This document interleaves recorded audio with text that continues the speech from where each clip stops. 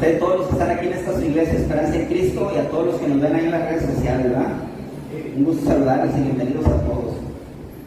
El tema de hoy es: los creyentes son como la luz, los creyentes son como la sal y la luz del mundo. Es el tema del día de hoy. Los creyentes son como la sal y la luz del mundo. Para los que apuntan ahí, los que traen libreta para anotar.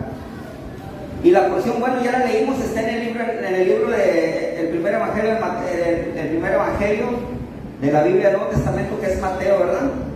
El evangelio de Mateo, mamá de iglesia, no sé si sepan, es uno de los 3 evangelios llamados sinópticos, que son Mateo, Marcos y Lucas. ¿Por qué sinópticos? Porque, bueno, la palabra sinóptico viene del griego sin, que significa junto, y opsis, que significa ver. Entonces la traducción de sinóptico de latín sería es visto junto. ¿Qué significa esto? Que los 3 evangelios sinópticos, Mateo, Marcos y Lucas, son lo que estos 3 varones vieron. O sea, ellos en esos 3 evangelios escribieron lo que ellos presenciaron con sus ojos. Obviamente cada uno desde su muy diferente punto de vista. Es por eso que estos 3 evangelios llamados sinópticos son algo similares. No son completamente iguales, pero tienen muchas partes iguales, a diferencia del evangelio de Juan, que no es sinóptico y no tiene ningún parecido con los 3 primeros evangelios. Amén. Y bueno, en este libro, en Mateo, un poco de cultura general, fue escrito entre los años 65 y 68 después de Cristo. ¿Y qué creen? Cuando este libro fue encontrado no venía firmado. Y después de muchos estudios y de repasar paso a paso cómo fue escrito este libro, todos llegaron a que fue escrito por este varón Mateo. Entonces, no es que haya traído su firma, pero todos llegaron a la conclusión que de acuerdo con cómo venía escrito, pues lo había escrito este varón de Marcos, el apóstol Mateo, perdón. Mateo en los capítulos 5 y 7, ¿quieren acompañarme por favor allá a Mateo 5? Nos habla, fíjense bien. ¿Habían escuchado el sermón del monte? Nuestro Señor Jesús, dice la palabra ahí, ya está ahí en Mateo 5:1, dice: viendo a la multitud subió al monte y sentándose vinieron a él sus discípulos y abriendo su boca les enseñaba diciendo, dice la palabra. ¿Sí está ahí o no? ¿Sí dice ahí? Ese sermón del monte es muy famoso. Se dice que es el mejor sermón que dio nuestro Señor Jesucristo. En ese sermón nuestro Señor Jesucristo pues habló de varios temas a toda la multitud que lo estaba ahí escuchando. Imagínese estar escuchando, así como me está usted viendo a mí, pero imagínese ver a nuestro Señor Jesucristo parado ahí. Imagínese, no me quiero ni imaginar nada más con el solo hecho de estarlo viendo y escuchar pues cómo hablaba, ¿no? Porque todos hemos ya estudiado la Biblia, aún aquellos que no lo reconocieron como el Mesías, aún aquellos que no lo reconocieron como el Salvador, que hasta la fecha hay muchos que no lo siguen reconociendo a nuestro Señor Jesucristo, aún que no lo reconocían como el Mesías y el Salvador, siempre han hablado de Él como un gran maestro. ¿Está de acuerdo? ¿Sí ha escuchado? Son muchos los que no creen en Jesucristo, pero aún así que no creen que Él fue el Salvador, que Él fue el Mesías, que Él es el Hijo de Dios.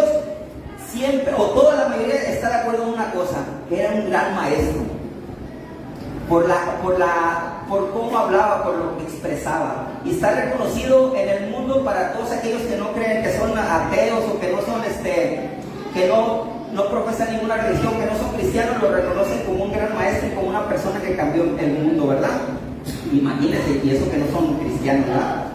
Y bueno, esta noche vamos a hablar del segundo y tercer tema que viene ahí, que son, el segundo tema es la sal de la tierra y la luz del mundo. La palabra de Dios, hermanos, hermanas, dice que una vez que creemos en Jesucristo nos convertimos en nuevas, ¿qué? Gloria a Dios. Eso está en 2 Corintios 5:17. Dice que las cosas viejas pasaron y aquí todas son hechas. Y en Romanos 12:2 dice, fíjese bien, está tremendo, transformados, Romanos 12:2, transformados por medio de la renovación de vuestro entendimiento. Hermanos, hermanas, lo que la palabra nos está diciendo es que si verdaderamente, escuchen bien esto, si verdaderamente estamos en Cristo, ya no podemos pensar, actuar y reaccionar como lo hacíamos antes de creer en Jesucristo. Eso está tremendo. Ahí otra vez. Si verdaderamente estamos en Cristo, ya no podemos pensar, actuar ni reaccionar como lo hacíamos antes de creer en Jesucristo. Si nosotros realmente creemos en Jesucristo, necesitamos romper con nuestro viejo yo, necesitamos hacer todo de una manera nueva, ¿verdad? ¿Y cómo es esa manera nueva? Alineado a la palabra de Dios. No hay otra forma, iglesia. No hay otra forma. Si tú quieres hacer las cosas nuevas, quieres ser una nueva criatura, tienes que actuar ahora acorde a la palabra de Dios. No, una de las razones por las que la gente se va a la iglesia es porque no ven ningún cambio en su vida. Se van frustrados de aquí de la iglesia o de cualquier otra iglesia, se van frustrados porque no ven ningún cambio en su vida. O lo que es peor, algunos no se van, siguen congregándose, pero están dentro de la iglesia de las cuatro paredes, pero están frustrados, hermanos, hermanas. Y no sé qué sea peor, si irse o estar aquí y estar frustrado. ¿Sabe usted cuál es el problema? El problema es por qué muchos se van de la iglesia frustrados o están aquí dentro frustrados, porque muchos queremos, escuchen bien esto, queremos los beneficios de ser cristianos, queremos los beneficios de ser hijos de Dios, sin comportarnos como hijos de Dios. Queremos los beneficios de ser hijos de Dios sin las responsabilidades de ser hijos de Dios. Amada iglesia, la verdad es que no podemos decir que si somos cristianos, si no hemos renovado nuestra mente. Si no somos nuevas criaturas en Cristo Jesús, no podemos decir que somos cristianos.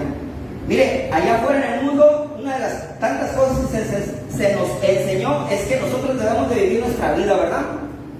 Yo hago mi vida, lo que yo haga no le afecta a nadie, cuando yo me muera se acabó. Tú preocúpate por tu... Aguas que alguien nos diga que nos quiera dar un consejo, que nos quiera decir que estamos haciendo algo malo, ¿verdad? Porque si alguien nos quiere corregir, nos echamos una lacrazota encima, ¿verdad? A nadie nos gusta que nos corrijan, ¿verdad? A nadie nos gusta que nos digan cuando estamos haciendo algo mal. ¿Por qué? Porque venimos con la idea de allá en el mundo, hermanos, hermanas, de que es tu vida. Y que lo que tú hagas no afecta a nadie ni tiene consecuencia a nadie, no tiene consecuencia en la vida de nadie más. ¿A ti qué te importa lo que yo haga? Tú preocúpate por tu vida. ¿Sí o no lo hemos escuchado? O hasta lo hemos dicho. Seamos honestos. ¿A ti qué te importa lo que yo estoy haciendo? Preocúpate por tu vida. ¿Qué te importa de lo que yo trabajo? ¿Qué te importa dónde yo me meto? ¿Qué te importa dónde yo voy? Preocúpate por ti, ve a cuidar a tus hijos. ¿Tampoco no hemos escuchado eso? Soy yo. Pero, hermano, escuchar a la gente que no es nueva criatura, escuchar a la gente que no es cristiano decir eso, está bien, porque no conocen de Cristo, no han sido renovados en su entendimiento, no son nuevas criaturas. Pero escuchar a alguien que dice que es cristiano contestar de esa manera, o que se exprese así de esa manera, ¿qué podemos entender, hermanos? Que no son todavía nuevas criaturas, ¿verdad? Los cristianos, amada iglesia, no somos como islas desiertas, que pase lo que pase ahí en esa isla desierta. ¿Cuántas islas desiertas hay en el mundo? Que muchas ni sabemos que existen. Y lo que pasa ahí ni nos afecta a nosotros, ¿verdad? A nadie le afecta. Y nosotros no podemos pensar que como cristianos somos como una isla desierta, que lo que hagamos no afecta. Hermanos, nosotros como cristianos tenemos un efecto tremendo en las personas que nos rodean. La manera en que nosotros pensamos, actuamos y reaccionamos afecta, escuche bien esto, de manera consciente o inconsciente, para bien, eso está tremendo, para bien o para mal. La manera que nosotros pensamos, actuamos y reaccionamos afecta de manera inconsciente o inconsciente, eso está tremendo, para bien o para mal. Si antes le dijeron que lo que usted hiciera era su vida y que no afectaba a nadie más, que eso era cuando usted estaba en el mundo, ahora que usted está en Cristo, que es nueva criatura, lo que usted haga, hermano, ¿qué cree? Tiene una repercusión en todo el que le rodea, para bien o para mal. Y eso está tremendo, hermano, porque si tú estás teniendo repercusión en la vida de alguien más para bien, quiere decir que estás siendo usado por el Todopoderoso. Pero si tú estás teniendo una repercusión en las personas que te rodean y es para mal, déjame decirte que no estás siendo utilizado por el Todopoderoso, tú estás siendo utilizado, ¿sabes por quién? Y eso es algo tremendo, hermano. Eso es algo tremendo, hermano. Hermano, eso es algo tremendo. Todo lo que hacemos tiene una repercusión para los que nos rodean, hermano. Y le voy a poner un ejemplo sencillo, fíjese, muy sencillo, lo voy a poder aplicar. Bueno, le voy a poner dos ejemplos sencillos para que usted lo aplique en cualquier cosa. Imaginemos una persona que entra a otra iglesia. A esta no, llega a otra iglesia. Esa persona viene de una religión donde nunca le exigieron que cargara Biblia, viene de una iglesia donde nunca usó la Biblia, y llega a una iglesia cristiana donde nadie trae la Biblia y menos los servidores. ¿Qué va a pensar esa persona, ese nuevo creyente? No, pues es igual de donde vengo. Aquí no te piden la Biblia, ni los servidores dan Biblia, porque yo voy a traer. Entonces, hermano, de manera directa o indirectamente, sin que tú le digas al nuevo creyente que va cruzando esa puerta, hermano, no traiga Biblia, con que tú no la traigas, ya le estás dando a entender a él que no importa si vienes con Biblia o sin Biblia. Y qué triste es ver a un cristiano sin Biblia, hermano. ¿Está conmigo o no? Aunque no esté conmigo, es la verdad, hermano. Ahora imagínese, entra ese nuevo creyente que nunca en su vida escupió una Biblia. Viene de una religión donde nunca le enseñaron a leer la Biblia, y es más, nunca, no tiene Biblia en su casa. Pero entra por esa iglesia y ve que todos traen Biblia. Y que a la hora que el predicador, el pastor se para acá y dice, hermanos, abre tu Biblia en tal versículo, y ve que todos sacan su Biblia y ve que él es el único que no la saca, ¿qué cree que va a hacer esa persona? Por vergüenza, por querer ser como los demás que va llegando, por las razones que usted quiera, créame que más tardar un mes esa persona, ese nuevo creyente va a traer su Biblia. ¿Está conmigo o no está conmigo? ¿Qué pasa si en la iglesia, hermanos, todos llegamos tarde? Viene un nuevo creyente y ve que son las 11:30, que son las 11:15, 11:20, 11:30, 11:45 y no empieza el servicio. ¿Qué va a pensar ese nuevo creyente? ¿Necesitamos decirle que llegue tarde? ¿Necesitamos decirle que aquí nunca empezamos a tiempo? No necesitamos decirle nada. Estamos teniendo influencia en las personas que nos rodean. ¿Está conmigo o no está conmigo? ¿Amén o no amén, hermano? Todo lo que hacemos, hermano, y ese ejemplo, aplíquelo con sus hijos, aplíquelo con su esposa, con su esposo, en su trabajo, donde quiera que usted vaya, aplíquelo. No necesitamos decirle a la gente que nos rodea, haz esto. Si ellos te ven haciéndolo y dicen, él es hijo de Dios, y él anda en los tables, él es hijo de Dios, y va a la iglesia, dice que es cristiano, y anda en las cantinas, anda en los bares, entonces sí está bien. ¿Está conmigo o no está conmigo? Si vemos un cristiano, una cristiana que viene un nuevo creyente y lo ve que los hermanos están chismeando y están criticando y todo, y dicen, bueno, así es el rollo aquí. Seguimos igual. ¿Está conmigo, hermano, hermana o no? Todo lo que hagamos, hermanos, todo lo que usted haga, tiene una influencia positiva o negativa en las personas que le rodean. Usted, hermano, no necesita ser, hermana, no necesita tener ningún liderazgo dentro de la iglesia para poder hacer algún cambio dentro de ella. Con sus actitudes y sus comportamientos puede hacer que haya cambios, hermano. Amén. Dice la palabra de Dios.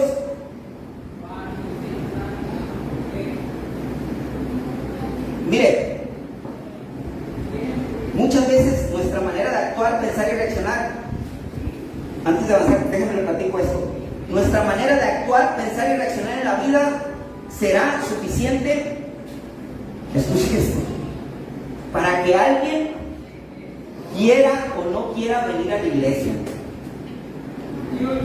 Se lo repito, nuestra manera de vivir, de actuar, de pensar o de reaccionar puede influir en que una persona decida venir a la iglesia o no decida venir a la iglesia.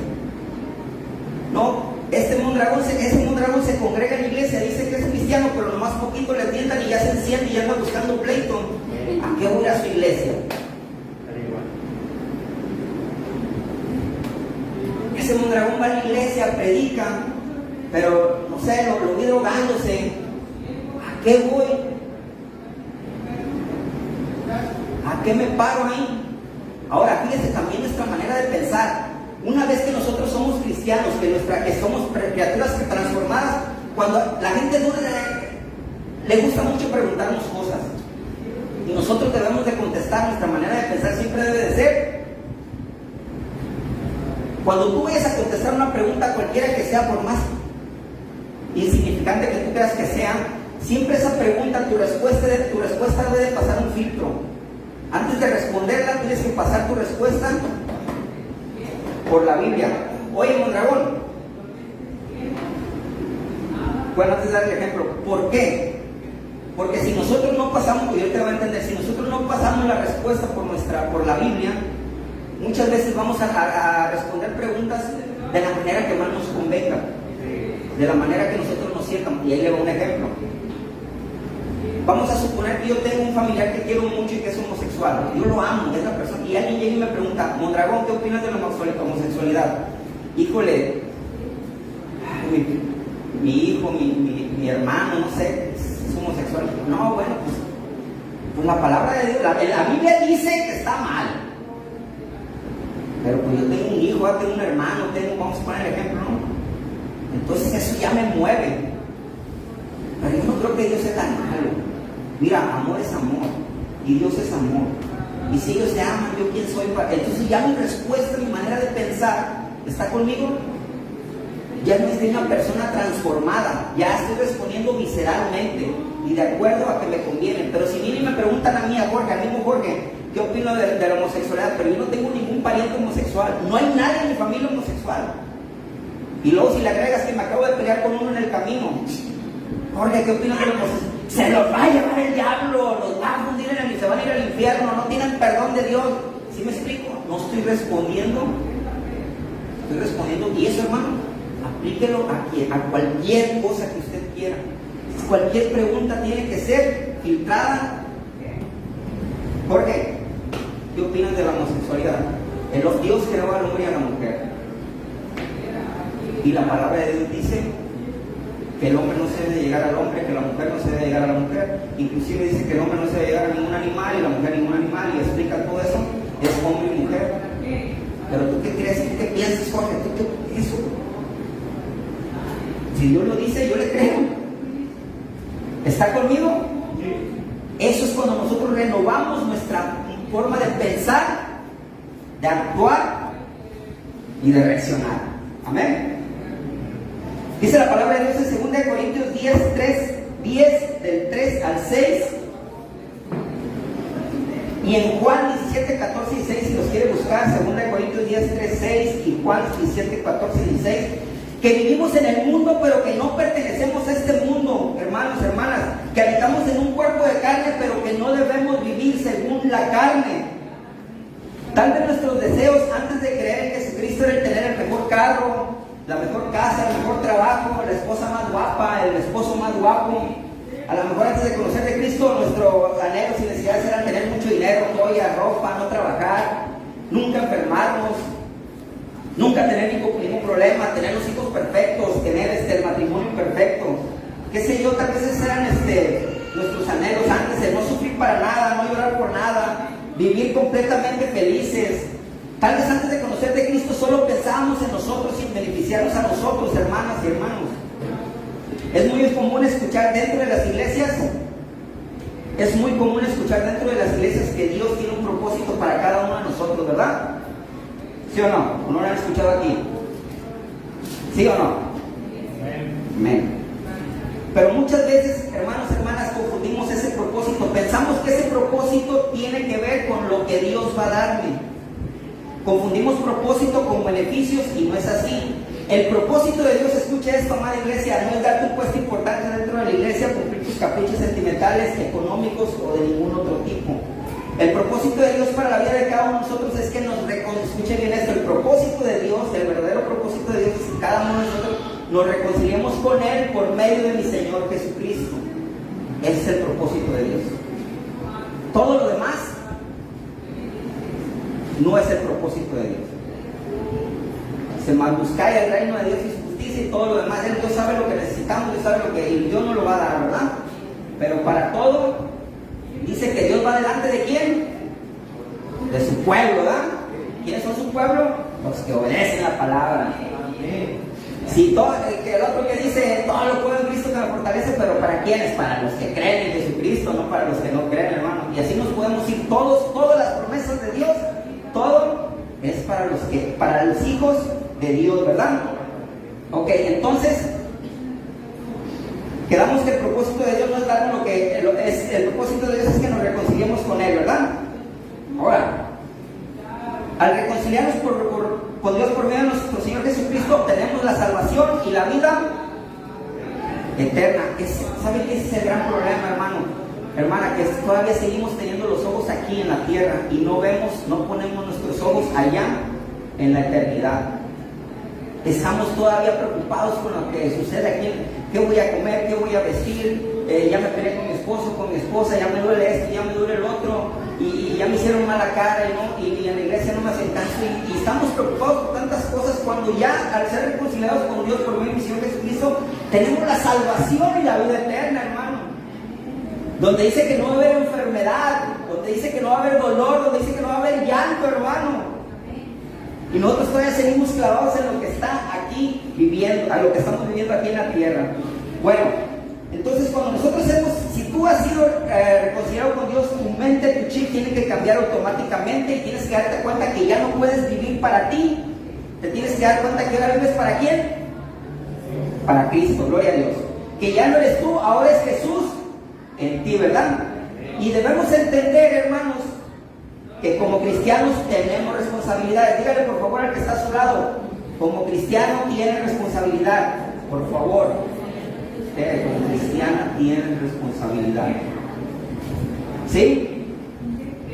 Mire, yo sé lo que le voy a decir a continuación, no le va a gustar a muchos, pero ni modo, ¿verdad? Van a decir más todavía. Mire, alguien lo tiene que decir, hermanos. Tenemos que dejar de vivir engañados. Tenemos que dejar de vivir engañados. Hay muchos cristianos creyendo en una muy mala enseñanza, y esa enseñanza de la que les voy a hablar es esperando el tiempo de Dios. Esto yo sé que les va a incomodar y discúlpenme, pero no es que aún no sea el tiempo de Dios, hermano. La verdad es que aún no has renovado tu mente ni tu entendimiento. No es que no ha llegado el tiempo de Dios, no ha sido transformado, hermano. Usted no necesita, escuche bien esto, usted no necesita aprenderse la Biblia de memoria, usted no necesita tener un cargo dentro de la iglesia, usted lo único que necesita es Jesucristo.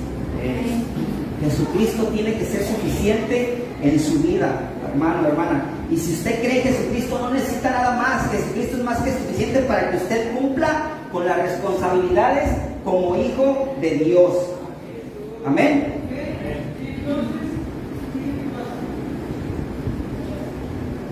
Dice la palabra de Dios ahí en Mateo 5:13: vosotros sois la sal de la tierra. Pongamos atención a las dos primeras palabras que se usan ahí, que dice ustedes son, ¿verdad? ¿Sí está ahí? Mateo 5:13, el que leímos, dice ustedes son, ¿verdad? ¿Está hablando de qué? A los que pasaron con 10 en español, ¿está hablando de qué? Presente, ¿verdad? Ahí no dice ustedes podrían ser, ¿verdad? ¿Verdad que no dice? No. Dice ustedes son. Ahí no dice que si tú logras algún día enseñarte a orar, que si tú te aprendes muchos versículos de memoria, algún día podrás llegar a ser la sal. No, ahí dice, si tú eres una criatura en Cristo Jesús, si tú has renovado tu mente y tu entendimiento, entonces tú eres la sal, dice, ¿verdad? Dice que gran responsabilidad nos está dando Dios. Dios no nos está diciendo, si tú le echas ganas, Mondragón, mira, Mondragón, si tú predicas mucho y si tú lees mucho la Biblia y si tú cargas muchas sillas, algún día vas a hacer la sal. No. Si tú ya creíste en Jesucristo, Mondragón, si tú eres nueva criatura, entonces tú eres la sal de la tierra. Híjole, qué tremenda responsabilidad, ¿verdad? ¿O no? Ahí no dice que si tú esperas el tiempo de Dios podrás ser la sal, ¿verdad que no dice? Ahí dice, ustedes son. Si tú has renovado tu mente y tu entendimiento, entonces eres la sal y la luz. Si tú eres una nueva criatura, entonces ya eres la sal y la luz. Amén. Miren, hermanos, tenemos que dejar de vivir engañados. Ya soltemos esa mentira de que aún no ha llegado el tiempo de Dios. Ese escudo que usamos para cuando no queremos servir, para cuando no queremos trabajar en la obra, para cuando no queremos hacer la voluntad de Dios, es que no ha llegado el tiempo de Dios. Estoy esperando, hermano. Mire, claro que los tiempos... ¿Alguien me puede regalar un poquito de agua, por favor? Mire, claro que los tiempos de Dios son perfectos. Eso no está en duda. Los tiempos de Dios son perfectos. Y sus planes se cumplen en el día que Él lo dice, en la hora y en el minuto que a Él le place. Dios hace lo que Él quiere, cuando Él quiere, a la hora que quiere. Amén. Lo que está en duda es si nosotros, escuchen bien esto, lo que está en duda, muchas gracias, lo que está en duda, hermano, es si nosotros nos vamos a alinear al plan de Dios o no. Quiero hacer una pregunta, ¿a poco en serio usted cree? Está tremendo, fíjese. ¿A poco en serio usted cree que Dios está esperando a que usted tome una decisión para Dios hacer algo? Cuando usted dice, estoy esperando los tiempos de Dios, estoy esperando, me estoy preparando, cuando llegue el tiempo de Dios, entonces yo voy a hacer esto. O sea que tú me estás dando a entender que tu Dios, porque no es el mismo que yo creo, porque el Dios que yo creo es un Dios soberano, que Él hace lo que quiere, cuando Él quiere, a la hora que quiere, y no va a esperar por mí ni por nadie. No, hermano, oye hermano, ¿por qué no haces esto? ¿Por qué esto? ¿Por qué no? Es que estoy esperando el tiempo de Dios. Y confundimos el tiempo de Dios con la voluntad de Dios. Y le quiero hacer un ejemplo, miren. Le voy a poner un ejemplo sencillito para que usted entienda lo que es el plan de Dios, lo que es esperar en los tiempos de Dios, lo que es la voluntad de Dios, para que usted no confunda más. Vamos a poner que el plan de Dios, observe esta botella de agua. Esta botella de agua ya está aquí, vamos a suponer que yo no la estoy deteniendo. Vamos a suponer que el plan de Dios es que esta botella se cambie aquí a este lado. ¿Ok? Es el plan de Dios. El miércoles 13 de noviembre, antes de las 10 de la noche, esta botella tiene que estar aquí. Ya lo dijo Dios y esa botella va a estar aquí. Ahora, primero le habla a Mondragón. Mondragón, mueve esa botella allá. Pero Mondragón está tan ensimismado y metido predicando que no va a escuchar la voz de Dios. Porque él está entretenido hablando y hablando y hablando. Se soltó la greña ahí predicando y Dios le vuelve a hablar. La botella. Mondragón no oye. Entonces, Miriam, muéveme esa botella ahí. Y ya Miriam dice, no, pero es que ¿cómo voy a parar? Me van a ver todos que me voy a parar. Qué pena. Y si luego Mondragón me regaña, me dice que ¿por qué le muevo la botella? No, yo creo que estoy mal, yo no estoy mal. Edgar, muéveme esa botella. Y luego Edgar dice, no, es que yo no estoy preparado aún todavía para mover esa botella. Necesito más preparación, necesito aprender más versículos de la Biblia, necesito arreglar mi situación en mi casa, necesito arreglar mi situación en mi trabajo, necesito arreglar mi situación con mis hijos, necesito hacer esto y el otro, y ya que lo arregle, entonces ya me paro y muevo esa botella de agua. Y está un nuevo creyente aquí en esta silla y le dice, Dios, haz que un varón que está aquí en esta silla va llegando su primer día, hijo, mueve esa botella de agua, se para, la agarra y la mueve. ¿Se cumplió el plan de Dios? ¿Dios no esperará que Mondragón la mueva? ¿Dios no esperará que Miriam no la mueva?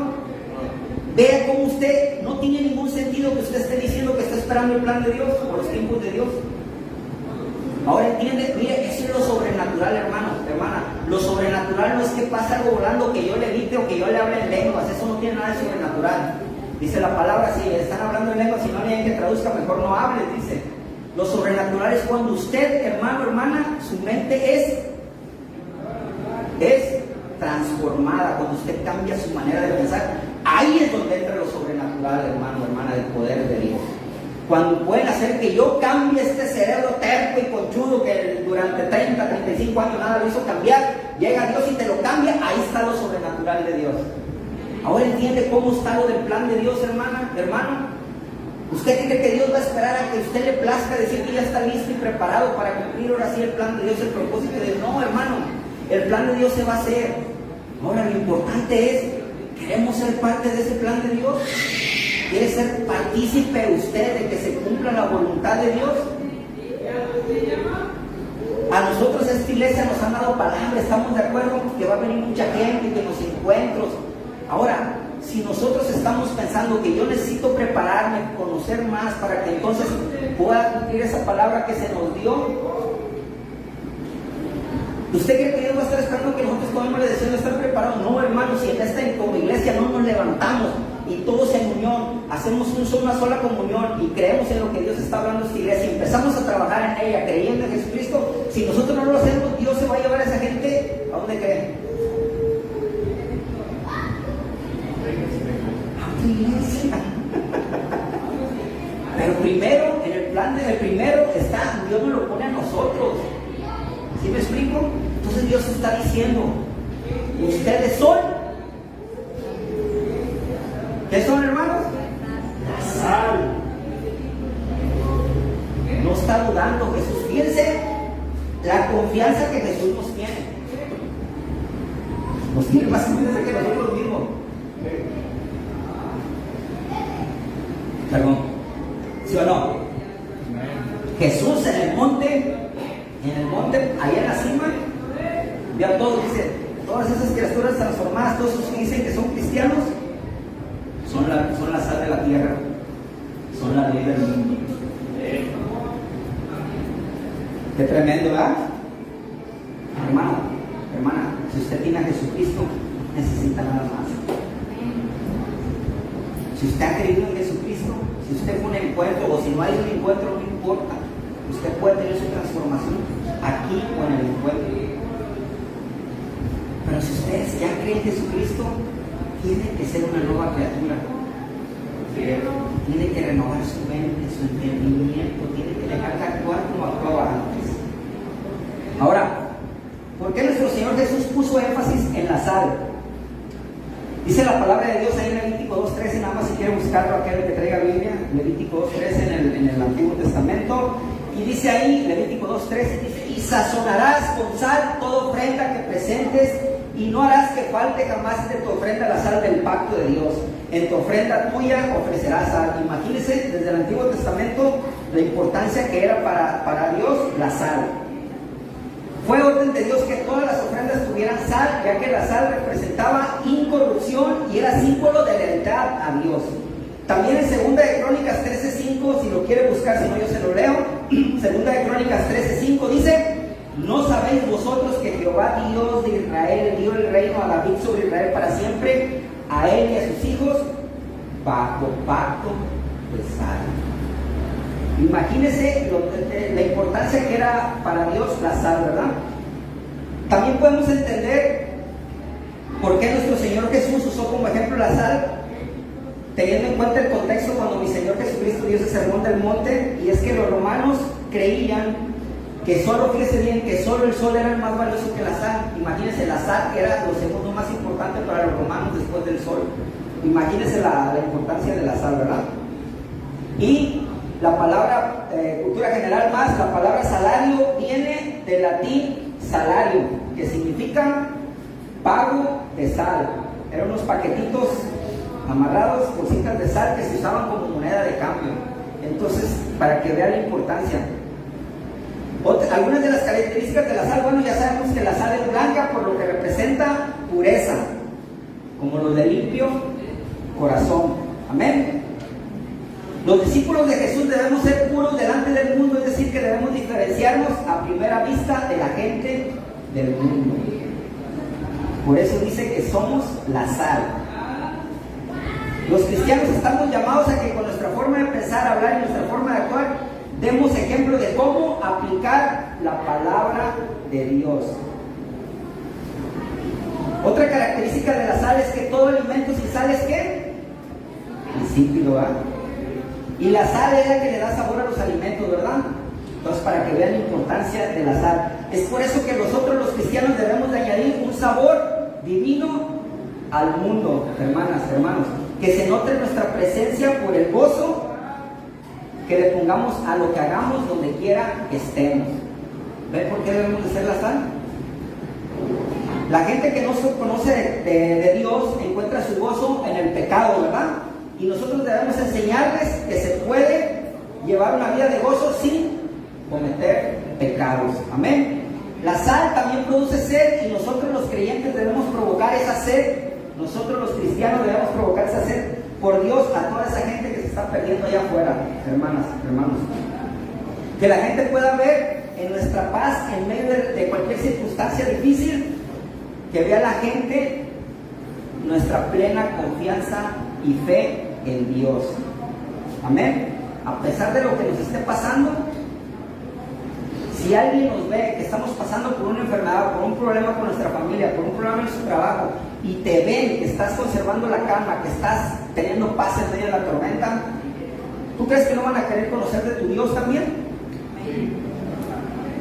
Mas sin embargo, el primer problemita vas y no sé, te pones a hacer negocios turbios para conseguir dinero que necesitas, vas a hacer algo chueco, robas, trans, sea lo que sea para conseguir algo. ¿Tú crees que la gente va a querer conocer de Dios? Obvio no, hermano. Por eso somos la sal.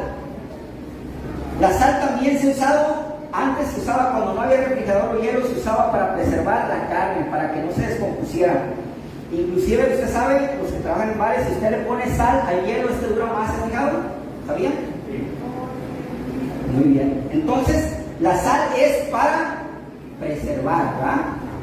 Preserva que la carne no se descomponga tan rápido, ¿verdad? La carne no se descomponga tan rápido. Entonces nosotros los cristianos como sal debemos ser una influencia, escucha esto, de preservación en el mundo. Debemos retardar el deterioro moral y espiritual. Mire, la verdad es que no sabemos en qué fecha, pero la palabra de Dios se va a cumplir, ¿verdad? Tarde que temprano va a llegar el arrebatamiento. Y pues dice la palabra que cuando venga el arrebatamiento, mi Señor Jesucristo se llevará a su iglesia, ¿verdad? También dice la palabra de Dios ahí en Marcos 13 y Apocalipsis 13. Qué curioso, ¿no? Marcos 13 y Apocalipsis 13. Dice que serán 42 meses terribles, dice, una vez que venga el arrebatamiento, donde van a suceder cosas. Imagínense cómo está ahorita, cómo van a ser esos 42 meses una vez que venga el arrebatamiento, perdón. Pero mientras eso llega, hermano, nosotros como cristianos tenemos la responsabilidad de preservar a la gente de allá afuera, ¿verdad? ¿Sí o no? ¿Sí o no, hermanos? Gloria a Dios. No olvide que nosotros como hijos de Dios y templo del Espíritu Santo somos representantes de Dios aquí en la tierra, ¿verdad? Somos la sal que impide que la tierra se degenere más rápido de lo que se está degenerando. No olvidemos, hermanos, que la manera como actuemos, hablemos o reaccionemos influye, ¿verdad? Amén. Amén. Dice la palabra de Dios en Mateo 5:16. ¿Cuánto llevo, hermano? ¿Ya llevo una hora? ¿Que se quieren ir? Me queda una hoja ya nada más. ¿Está bien? ¿Le sigo o no? Sí. Ok, Mateo 5:16. Y glorifiquen a vuestro Padre que está en los cielos. Y glorifiquen a vuestro Padre que está en los cielos. Todo lo que hagamos debe ser ¿para quién? ¿Para glorificar a quién? A Dios. Hermanas, hermanos, hermanas, nuestras buenas obras y la manera que vivimos deben de engrandecer la gracia y el poder de Dios y motivar a los que nos rodeen a que también le den la gloria y la honra a Dios. Amén. Dios por medio de Jesucristo nos llama a ser la luz y sal de este mundo. Su propósito es que tengamos una vida que influya en esta vida, pero para bien, ¿verdad? No para mal, sino que influya para bien. Hermanos, hermanas, en esta noche tenemos que preguntarnos si estamos siendo la luz y la sal de este mundo. Tenemos que preguntarnos si estamos siendo personas que influyen para bien en este mundo. Tenemos que reflexionar qué tanto estamos siendo sal en nuestro trabajo, qué tanto estamos siendo sal en nuestro trabajo, en la escuela, en nuestra familia, en el lugar donde vivimos, en el lugar donde nos congregamos también. ¿Qué tanto alumbra nuestra luz a donde vamos? Tenemos que preguntarnos si la gente que nos conoce de dar la gloria a Dios por nuestra vida, al ver nuestra vida, al ver nuestras obras. Tal vez algunos de nosotros o alguien haga obras, pero siempre parece que Él es el que las hace. No parece que sea Dios a través de Él. A partir de esta noche, hermanos y hermanas, debemos de reflexionar y tomar acciones en relación a lo que hemos aprendido en esta noche. Si usted es la luz y la sal de este mundo, gloria a Dios. Si usted es la sal y la luz, si es la sal de la tierra y la luz de este mundo, gloria a Dios, hermano, hermana. Siga así, no se detenga. Pero si no lo está haciendo, si no estamos siendo la sal y no estamos siendo la luz de este mundo, en esta noche debemos reflexionar, pero sobre todo debemos tomar acciones. Pero tomar acciones inmediatas, hermano. A partir de esta noche, no debemos de dejar que pase más tiempo. Amén.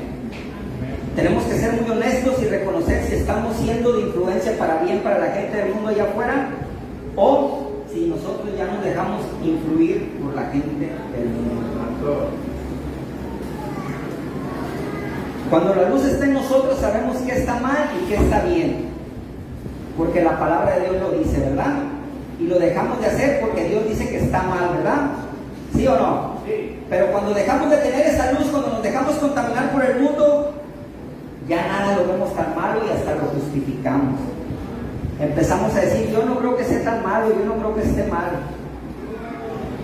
Hermanas, hermanos, si nosotros creemos en Jesucristo, estamos llamados a ser la sal de esta tierra y la luz de este mundo. Amén. Dios está tocando la puerta. Amén. Dice la palabra que aquel que escuche, entraré y cenaré con él, ¿verdad? Dios está a la puerta, amada iglesia. ¿Le escuchó usted?